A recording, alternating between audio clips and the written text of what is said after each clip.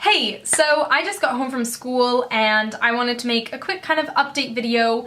I'm gonna try and talk quickly because this is my third time making this. Okay, so update number one, school. So far, I'm really loving school. I like all of the courses that I'm taking and I'm reading a lot, which is making me happy. But despite the fact that I'm only taking 3 courses this semester, I'm pretty sure I have the most amount of textbooks that I've ever had, which is weird.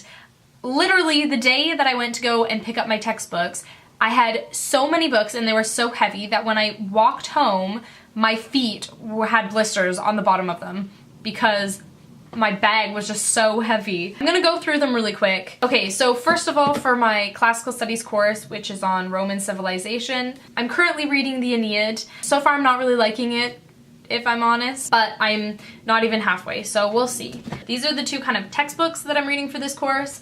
This book is kind of weird because it's very biased for a historical book. It's almost comical at how like embellished it is at times. And then this is a little compilation that our teachers put together, and it's really nice because it means that we don't have to pay as much and for as many textbooks because they just pick out the parts that they want us to read and put it together. So there's that. Last book for that course is Metamorphosis by Ovid. This is going to be for the myth portion of our course, and I'm excited to read about the Roman myths because I took the Greek course last semester, so it'll be interesting to kind of compare the 2. The second course that I'm taking is English Literature, which I am loving. It's my favorite course this semester, which is probably no surprise considering I am getting an English literature degree. However, what I don't love is the size of this textbook. It is 4,000 pages long. It is the Norton Anthology of English Literature, and it's absolutely massive.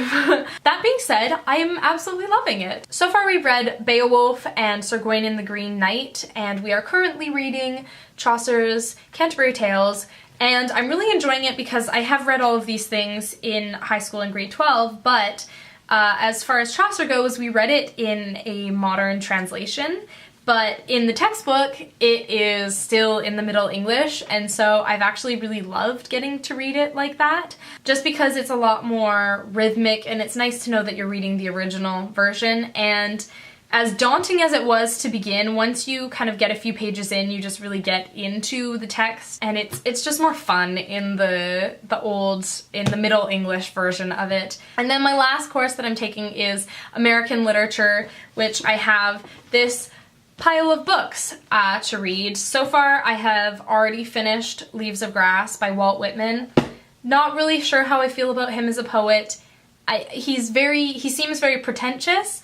There are parts of his poetry that I really connected with and really liked, but at the same time, he needs to get his head out of his butt. The next book is this anthology of 6 American poets. We've already finished the Walt Whitman, and I have just finished reading the Emily Dickinson portion of it, and I really actually liked Emily Dickinson's writing. The first novel that we have to read for class that I have already read is The Customs of a Country by Edith Wharton, and I have kind of a mixed feelings about this book. I hate the main character. She is so frustrating and irritating and ugh. I wrote about it on my Goodreads, so I'll leave that down below if you're interested in hearing what I have to say about it. The writing is good, but the main character is hard for me to get over. The next book that I have to read for this class is Ernest Hemingway's The Sun Also Rises, and I'm excited to read more Ernest Hemingway because I've only read a few of his short stories, and so far I've liked his writing, so it'll be interesting to read something longer. The next book is White Noise by Don DeLillo, and I don't actually know much about this, but I've heard it's really good, so I'm excited to read it. And finally, the last book for that course is Privileges by Jonathan D. And again, I don't know much about this, but I'm glad I'm getting to read a lot, and this is a pretty good variety of books here, so that should be good, and I have officially set my Goodreads goal for 30 books this year, so I think this is a good start to the year.